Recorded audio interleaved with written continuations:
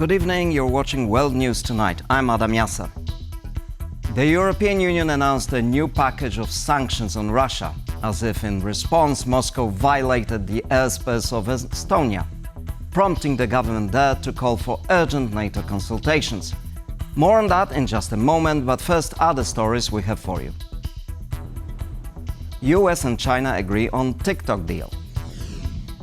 The border between Poland and Belarus remains closed to China trade. Will Poland relocate the Russian embassy? The European Union pushes ahead with new sanctions on Russia. The package must be approved by all EU member states, including Moscow-friendly Hungary and Slovakia. Franciszek Pilis has the story. After a call to action from President Donald Trump, the European Union has moved ahead with plans to yet again tighten economic sanctions on Russia in response to Moscow's refusal to engage in meaningful peace negotiations with Ukraine. The proposed 19th sanctions package is one of the toughest yet, targeting the source of Moscow's income used to fund the Russian war machine. So we are banning imports of Russian LNG into European markets. It is time to turn off the tap. Following the trail of Russian energy exports, Chinese and Indian entities involved in Russian trade will also be hit. We are adding more chemicals, metal components, salts and ores to our export bans and tighter export controls on entities from Russia as well as China and India. The EU is also likely to accelerate its ban on Russian energy imports by 1 year to late 2026, despite Hungary and Slovakia still being tied to Moscow's oil supplies, importing as much as 8.7 million tons of Russian crude oil in 2024, according to some sources. Russia's shadow fleet of oil tankers is also being targeted, with the EU sanctioning more than 100 additional vessels. The EU's latest move follows the calls of President Donald Trump to cut Russian oil imports and increase pressure on China and India. TVP World's editor-in-chief, Michał Broniatowski, says Europe is unlikely to fully meet Trump's demands for steep tariffs on both countries because it would be too disruptive for its economy. Europe is not going to do it, so apparently trying to make President Trump happy. I don't think they will, because President Trump is producing his demands not in order to get Europe to impose tariffs against these two big countries, because he knows they will never do it. He wants to delay his own decisions as long as possible. Despite the previous 18 sanctions packages visibly impacting Russia's economy, some were able to avoid said sanctions through cryptocurrency transactions. Not anymore, as for the first time, the EU will also implement restrictive measures against cryptocurrency platforms. What was lacking from the list of sanctions are tourist visas for Russian citizens, an earlier proposal by some EU members. Russian opposition figure Yulia Navalnaya welcomed such an outcome. Ursula von der Leyen stated that the new sanctions package will not include a ban on issuing visas to Russians. I appreciate that the European Commission authorities made a fair distinction between ordinary Russians and the regime. Before these sanctions enter force, all 27 EU member states have to unanimously approve the package in the coming weeks. Hungary has stubbornly held onto Russian fossil fuels, as the country receives a discount on those purchases. As the Financial Times report, this has prompted the European Commission to aim for the release of 550 million euros in frozen funds to Hungary to gain Prime Minister Viktor Orbán's approval for a new package of sanctions on Russia, underlining the EU's commitment to have these sanctions enter force. For TVP World, Franciszek Pilis. Poland said its border with Belarus will remain closed until Warsaw is satisfied over security. The closure has annoyed Beijing, which sends billions of euros worth of goods into Europe through Russia and Belarus. Kazimierz Wysiak reports. The Russian-Belarusian military exercises called Zapad 2025 have already concluded. But the Polish border crossings with Belarus still look like this. Nothing going in and nothing going out. We said very clearly that this border is not closed for the duration of the Zapad drills, but in connection with the Zapad drills. That is, this border will be reopened when we are 100% sure that we are not threatened by any danger, any provocations. And these crossings in Brześć-Terespol and Małaszewicze are significant not only for Poland, but also all of Europe. It's through here that China exports close to 3% of its goods to the EU, worth roughly 25 billion euros annually. This 3% is important because pretty often these are goods that are more important, more expensive than those are transported by the sea, which is 97%, but cheaper or not worth enough to use the transport. By keeping the border crossings closed, Poland can apply pressure on Belarus through one of its biggest partners in Beijing. Undoubtedly, that's kind of pressure. We don't have much pressure to put on Belarus. We don't have any relationship with the government, so we are using the last resorts possible to, for example, improve the situation on the border. And it's not the first time Poland has done this. When the regime of Alexander Lukashenko began sending more illegal migrants to storm the Polish borders earlier this year, an intervention from China decreased the intensity of these activities for some time. Polish Foreign Minister Radosław Sikorski aims to pull off a similar move once again. Regarding the Belarusian border, we are firm. If China helps us, as it once did, to stop Belarusian provocations, the border will be opened. There's been a number of provocations from the Belarusian regime aimed at Poland in recent days, like the Russian drones violating Polish airspace from Belarus. Belarus has also been holding Polish activist Andrzej Poczobut in prison since 2021. For TVP World, I'm Kazimierz Łysiak. President Donald Trump and his Chinese counterpart Xi Jinping struck a deal transferring ownership of the popular social media platform TikTok to US investors. The two superpowers are seeking to ease trade tensions that have escalated since the new US administration took power. Randy Potts has the details. TikTok, the highly divisive app, may now change ownership. Following their phone conversation on Friday, U.S. President Donald Trump and China's leader Xi Jinping are reportedly close to finalizing a deal that would sell an 80% share of TikTok to American investors. We're very close to deals on all of it, and my relationship with China is very good. You know, we had a trade deal with them. We had a very good meeting the other day, and it sounds like they've approved TikTok. And TikTok is a tremendous amount of money for the United States, so that was nice.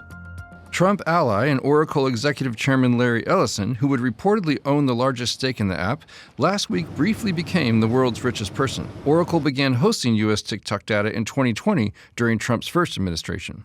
TikTok boasts around 170 million U.S. users, many of them young people, and the site is full of user-made clips which often go viral. Toward the end of his first term, Trump advocated for banning TikTok out of national security concerns, a policy President Biden supported and signed into law. But Trump's opinion changed after TikTok was seen as contributing to his election victory in 2024. But I said we need to save TikTok because we're talking about a tremendous... Who in this audience goes with TikTok? Many? Yeah, very popular. And frankly, we have no choice. We have to save it. A lot of jobs. We don't want to give our business to China. We don't want to give our business to other people. The sale would continue the cycle of U.S. media being purchased by Trump allies and associates who already own outlets such as the Washington Post or the Wall Street Journal, among others. In the world of social media, Meta's CEO Mark Zuckerberg, who owns Facebook, Instagram, and WhatsApp, gave Trump $1 million during his 2024 re-election campaign. X is owned by Trump ally Elon Musk. Earlier this month, some of the U.S.'s most influential tech leaders dined with President Trump at the White House. Well, thanks for hosting us. I mean, this is quite a group to get together, and I think all of the companies here are making huge investments in the country. If the sale goes through, the U.S. version of TikTok will operate on its own recommendation algorithm separate from the global app everyone else uses. Would that new U.S. algorithm respond more closely to U.S. government interests? For TVP World, Randy Potts. With TikTok apparently sorted out, President Trump and his government are putting pressure on other US media that they have viewed as overly critical. Multi-billion-dollar lawsuits and threats of withdrawing broadcasting licenses seem to be following a playbook developed by some governments in Eastern Europe. Piotr Miszczuk has this report. Counting or not counting gang violence? Great. The high-profile assassination of conservative activist Charlie Kirk prompted American Vice President J.D. Vance to urge anyone who celebrates Kirk's murder to be reported to their employers. If you celebrate Charlie Kirk's death, you should not be protected from being fired for being a disgusting person. A website collecting reports of anti-Kirk extremism said it received more than 60,000 submissions. Such online activity led to many people getting fired, including teachers, firefighters and journalists. Well, this is basically cancel culture run wild. The most notable dismissal was that of Jimmy Kimmel, whose late-night show was indefinitely suspended for his monologue on Charlie Kirk. In it, he ridiculed Trump's reaction to Kirk's death and accused the MAGA crowd of using Kirk's assassination to score political points. Trump couldn't contain his contempt with the decision and suggested more media control is necessary. They give me only bad publicity or press. I mean, they're getting a license. I would think maybe their license should be taken away. It will be up to Brendan Carr. Kimmel's dismissal is widely attributed to pressure from Brendan Carr, head of the Federal Communications Commission, or FCC. We can do this the easy way or the hard way. These companies can find ways to change conduct, to take action, frankly, on Kimmel, or there's going to be additional work for the FCC ahead. Trump has also exerted pressure on media by slapping lawsuits, notably including a $15 billion defamation and libel lawsuit against the New York Times. Many outlets prefer to reach settlements. The lawsuits are totally meritless. And yet, what happens is companies recognize that it is simpler to settle, less expensive to settle, because Trump is a master of drawing out lawsuits. The Trump administration's big promise on the day of his inauguration was to protect freedom of speech. It is the policy of the United States to ensure that no federal government officer, employee, or agent engages in or facilitates any conduct that would unconstitutionally abridge the free speech of any American citizen. Conversely, Georgette Mosbacher, who served as U.S. ambassador to Poland under Trump's previous administration, intervened to support free media. This was when the American-owned private broadcaster TVN24 faced shutdown in 2021 amid a law limiting non-EU media ownership. But that move was purely transactional, according to experts. The main reason why she did that was because she was protecting American interests, because TVN belonged to an American component. But whether that would be the case now is dubious, experts say. Frankly, I don't know if the American ambassador would come to the defense of TVN in this administration. The US has of late slumped in the World Press Media Freedom Index, and current political pressure is unlikely to improve its ranking. For TVP World, I'm Piotr Miszczuk. Poland's opposition is calling on Prime Minister Donald Tusk's government to move the imposing Russian embassy, which sits next to key government buildings, including the Defense Ministry. Aisha Abachi to their area. Behind me stands one of Warsaw's most controversial diplomatic compounds, the Russian embassy. Its grounds are vast, and it is considered a relic from the Cold War era when Russian influence here was unquestioned. Now, Poland's main opposition party is demanding its relocation, arguing that it stands as a symbol of former Russian influence and that it stands steps away from key government buildings. In terms of sheer land size, it occupies more space than any other embassy in Warsaw. The Russian embassy stands on what were once the gardens of the Polish Defense Ministry, just 500 meters away. It is also roughly 650 meters from Belvedere Palace, a presidential residence, and not far from the office of the Prime Minister. this is one of Warsaw's prime locations. The debate goes beyond politics. In 2022, thousands of Warsaw residents participated in a mock referendum asking whether Poland should annex the embassy. In a move heavy with symbolism, the street in front of it was renamed Victims of Russian Aggression Avenue, following the full-scale invasion. But even if Parliament were to pass a resolution calling for the embassy's relocation, enforcing it could breach international law. Under international law, embassies are protected by the Vienna Convention, which makes such a relocation far more complicated than simply passing a resolution. However, Poland announced last May that it will close Russia's consulate in Krakow. I took the decision to close down the Russian consulate in Krakow.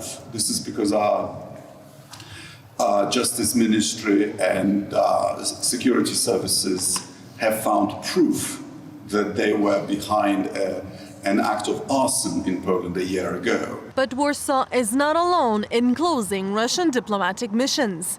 In 2023, Germany ordered the closure of 4 out of 5 Russian consulates in its borders, although the process is still ongoing. For now, the embassy remains firmly in place, both as a symbol of the past and a legal challenge for the future. Reporting for TVP World, I'm Aisha Bacha. The European Union has promised massive injection of funds into the tiny economy of Moldova ahead of general elections in 2 weeks. The EU candidate country, wedged between Ukraine and Romania, is torn between European and pro-Russian sentiments rooted in its Soviet past. Our Balkans correspondent Paweł Trzaskowski reports. These are the streets of Chisinau, the capital of Moldova. With its economy worth less than 9 billion euros, it is the poorest nation in Europe. In the last 40 years, Moldova had 4 big crises.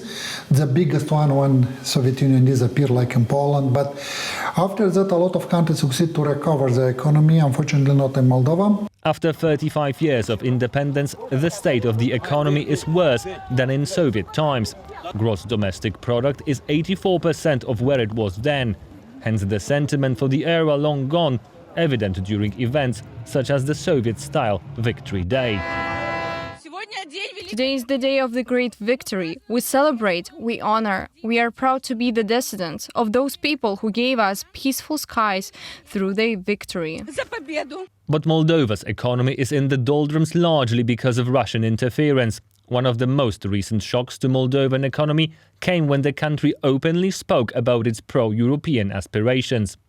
Our most important agricultural product was wine. And in 2005, 2006, because Moldova first time say we want to be in the European Union, Russian prohibited 90% of our export was in Russia. And they prohibited wine export. And it is kill our industry, really kill. Moldova's wine sector eventually recovered by reinventing itself and improving product quality. And since the free trade agreement with the European bloc was signed in 2014, more Moldovan products, mostly fruit, have found their way to the European markets.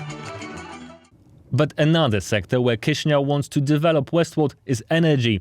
A country bordering Ukraine and Romania, until 2022 Moldova sourced most of its energy from Russia. After the Russian invasion on Ukraine, Moldova started to free itself from this dependency, but Moscow still has strong leverage. This winter, for example, it triggered an energy crisis in Moldova's breakaway region of Transnistria by stopping the supply of gas. Before, the entire house was heated, including the second floor. Now we can only heat 2 rooms. The bathroom is not heated. The European Commission eventually stepped in, approving €64 million in non-repayable aid for Moldova, a third of which was dedicated to the energy crisis. Additionally, this year the European Union promised to pump nearly €2 billion into the economy as part of its support for Moldova's membership bid. Today, I can announce the release of the first €270 million under the Moldova Growth Plan. You have delivered on reform, and so we deliver on the promise to invest and to support. But this help from the EU will only help speed up Moldova's accession process if pro-European forces continue to control parliament. General elections are scheduled for the end of September, and with Moscow's interference in the process, the future direction of Moldova will be down to the wire. Paweł Trzaskowski for TVP World. And now back to our top story today, sanctions on Moscow as the European Union responds to Donald Trump's pressure to wean Europe of Russian energy. Our guest is Roland Freudenstein, co-founder of Brussels Freedom Hub. Roland, good evening, welcome. Thanks for having me. We just learned that Estonia was compelled to call for Article 4 negotiations, consultations with NATO partners after Russia again violated the airspace of a NATO country after Poland last week. Does that in any way is this the Moscow's response to sanctions and greater pressure from the West? Well, these incursions serve several purposes. First of all, I think it's a test of the reaction time and the effectiveness of NATO's air defenses. But it's also political signaling. And part of this is, yes, we don't care about your sanctions. But, ask Russian economists, even in the Russian government. That's a different story. But the other signal that Russia wants to send here is we're not only caring about Ukraine, we're also capable of attacking elsewhere. And that concerns other countries in Eastern Europe, and it concerns NATO member states. So I think it's quite a clear aggressive signaling. And I think Putin hopes to scare at least part of our population into some kind of appeasement. And we have to take care that this doesn't work. Right. Polish Foreign Minister Radosław Sikorski said, last week Poland, today Estonia. Russia is once again provoking and demonstrating its lack of interest in peace. Poland declares solidarity with Estonia and strongly condemns Russia's violations of its airspace. Do you think these consultations, these NATO Article 4 consultations are necessary, or is it going too far because we will soon have inflation of such consultations without actual impact? Well, the consultations will end up in strengthening the eastern flank because that is what is initiated in these meetings. A drone wall on the eastern flank composed of sensors, radars, air defense missiles, and of course guns. I mean, all this will have to be built up as quickly as possible, and it will still take some time. But that is why consultations are necessary. And so I think that's the first thing NATO can do and should do here. At the risk of sounding naive, I'm going to ask you this. Is Russia actually doing NATO and the eastern flank a favor by staging these things? Because, for example, with the drones invading Poland, everyone realized that actually defenses against drone incursions are not good enough. So now everyone is learning from the Ukrainians how to counter that. Now we have this other incursion. So each time, as you said, NATO is responding with better defenses. So at the end of this game, why is Putin, what's in it for Putin? Well, that's an excellent question, Adam. I've been wondering for a while why Putin doesn't strategically change tack and give some kind of compromise or signal some kind of softness, because that would really make him popular with the appeasement crowd in NATO countries. But no, he is apparently convinced that NATO can be scared into submission, that democracies are weak, and that in the end, they will shy away from his posturing and his aggressive moves. Yes, it was interesting. It is up to us. Pardon me for interrupting you, but it was interesting to notice that Hungary, that normally speaks for Moscow in Europe, condemned the incursion into Polish territory. So In fact, Putin is consolidating, you could argue, NATO. And also we see the displeasure of Donald Trump, increasing displeasure. Yeah, Donald Trump's reactions are a different story. You know, Okay. from here we go, which could mean anything, to maybe it was a mistake, to yesterday in Britain, I'm disappointed, Putin let me down. I mean, we've heard each and every version of a reaction from Trump in the last couple of weeks.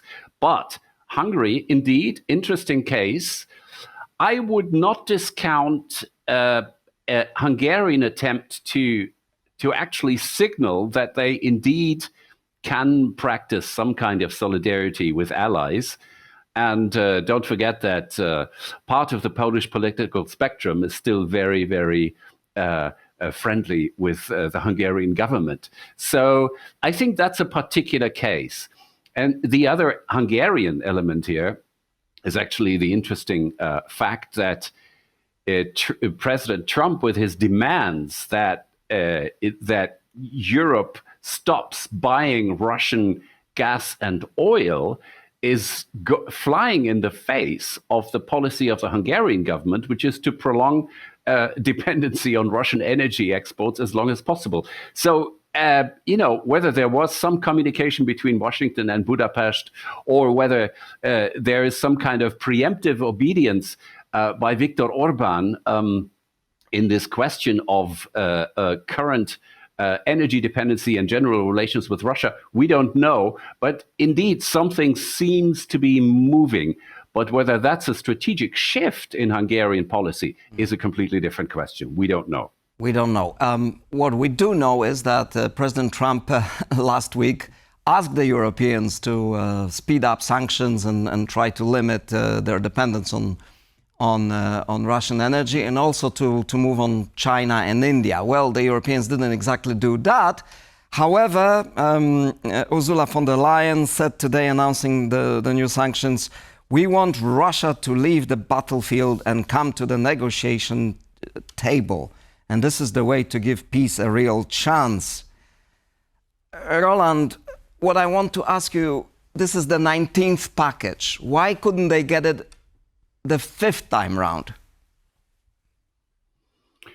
Well, look, a sanctions package has to be agreed by all member states. It's as simple as that. And again, I think that Hungarian and Slovak agreement, which is now on the horizon. I mean, I don't think we have the package is not formally decided yet, but it will be in the next couple of days. So to get Slovak and Hungarian agreement is big progress, and we haven't gotten that in the past. There were other countries, Austria, Cyprus, other member states of the European Union that were rather careful about agreeing to all the sanctions. So the strategy here is clearly turning up the heat slowly and working towards the moment where the straw breaks the camel's back. In other words, where small step sanctions improvements actually have a decisive impact on the Russian economy. We're not there yet, but we're seeing some very, very good results, because indeed inflation is about 20% in Russia now. And Russia's finances are dwindling very, very quickly. Roland, that will have a direct impact. We're running out of time, but just to sum up this week's events, do you believe that Europe and America are better aligned now when it comes to the war in Ukraine than only a few months ago? It's very difficult to say, because we never know exactly where Donald Trump stands. I think the most important takeaway from these past weeks is Europeans have to care less about every comma and every side sentence, offhand remark of President Trump, and do much more themselves, work much more with the Ukrainians in enabling them to produce weapons, in exporting European weapons to Ukraine, in buying weapons in the US and giving them to the Ukrainians. This is what the Europeans have to do, no matter what the United States government does, says, thinks at a given moment. Roland Freundstein, co-founder Brussels Freedom Hub, thank you very much. Thanks for having me. And this is all we've got for you in this edition of World News Tonight. But stay on with us for more news and analysis.